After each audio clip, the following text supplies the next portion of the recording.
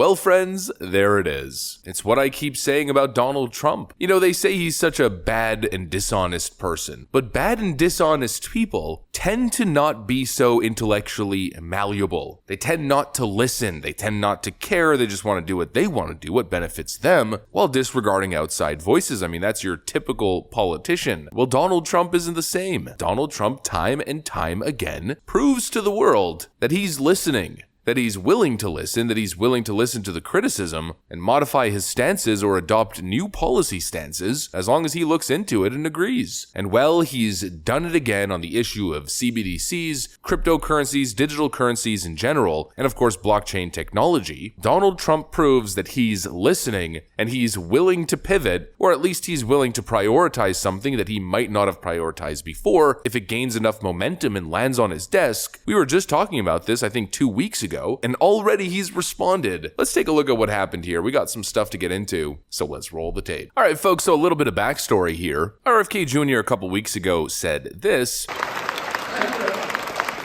to put the entire U.S. budget on blockchain so that every American can look at every budget item in the entire budget anytime they want, 24 hours a day.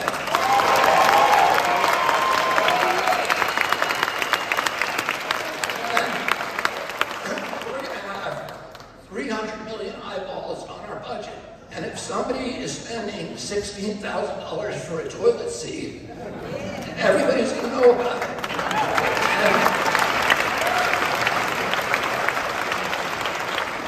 And I released a video saying Trump needs to get on this kind of messaging ASAP. Now, of course, the context is considerably different, considering what RFK Jr. was talking about was using a blockchain ledger or log in order to give the American voter absolute transparency into how every dime of U.S. taxpayer dollars is being spent, where it's going, where it's allocated. But the little context and what they're talking about doesn't really matter, because my response to the video was Trump needs to get on this kind of messaging ASAP. He needs to at least make an effort to understand cryptocurrency, blockchain technology, and why this technology is important to so many people, millions of Americans, and more importantly, why it's important for building a system of money transfer, transactions, and banking that's out of control of globalist powers and out of the hands of the regime. What I was saying was that Trump needs to make this part of his messaging platform, because of course the whole purpose of cryptocurrencies is self-governance, freedom, and individualism. That is the core ideology behind the technology. And boom, fast forward a couple weeks, and now this is what Trump is saying. They are against it. Biden doesn't even know what it is. If you ask Biden,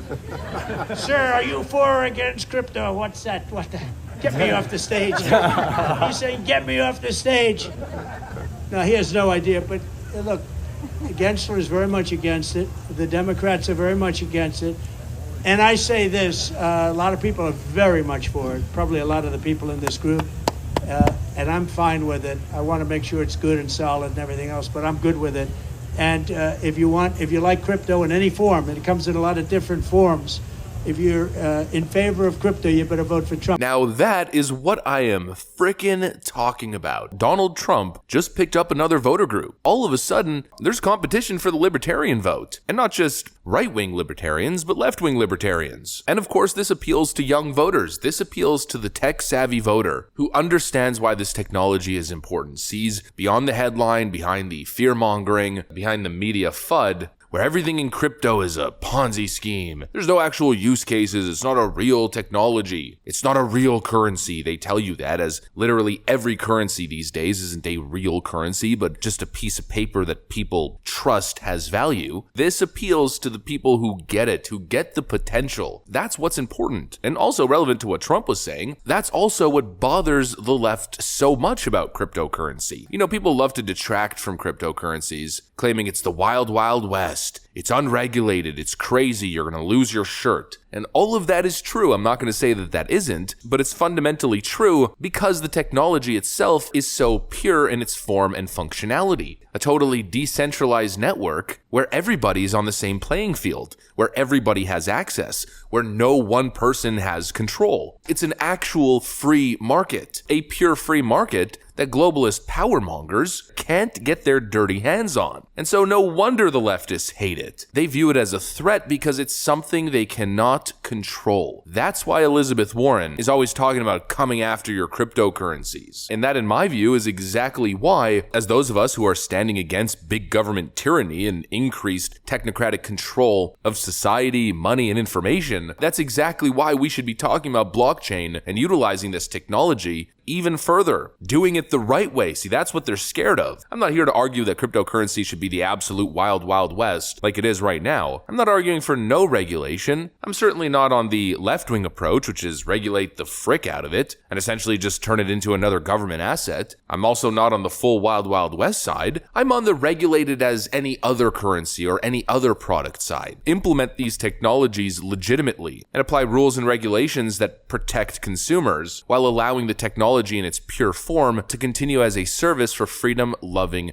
Americans and citizens across the globe. And again, that's essentially exactly what Donald Trump was saying. He said, quote, "I'm fine with it. I just want to make sure that it's as good and solid as everything else." And that is exactly what most people are looking for. That's what the whole hype around products like Ripple was, for instance, XRP. This idea that banking can be forever changed, that banking could be accessible and widely available to everybody through decentralized means rather than central banks and their little bank and banking minions. In my view, once again, Donald Trump stands on the side of freedom. Donald Trump stands on the side of putting more power within the hands of individuals. He's not saying we're going to come after your cryptocurrency. You're going to have to declare all the crypto you buy, and anybody with X amount of Bitcoin is going to be a target of audits and taxation. You know, that's the kind of thing that we're hearing coming out of Elizabeth Warren's mouth. He's saying you can have your crypto. You can buy it. You can transact it. You can do whatever you want with it as a free individual transacting in this business free market world. Trump is again on the right side of history. And this is the guy that they tell you is a fascist. This is the guy that they tell you is coming after your rights. No, he's the guy who continues to stand up for your rights. And this time he's picked up a new talking point. He's picked up new issues, which I think are going to help him pick up new voters, especially young voters like I keep mentioning. He continues to prove how intellectually malleable he is. He continues to prove to us that he's actually listening. When concerns were voiced about central bank digital currencies and their potential nefarious effects, Trump listened and took to the stage and said this. But Vivek is great. He's really great. But he wanted this, and I'll give him full credit for it. It's very important, actually. I will never allow the creation of a central bank digital currency. He's moving with the times. He's paying attention. He's saying the right thing. He's standing in the way of big government control, Big Brother, and that is exactly why they hate him, and frankly, it's why I love the guy. Once again, he knocks it out of the park. This is an issue that's important to me. But obviously, the topic itself is a little bit controversial, so for this one, I ask that you leave a comment and let me know how you guys feel. That's pretty much it. That's what I got for you guys. Thanks for watching, and I'll see you on the next one.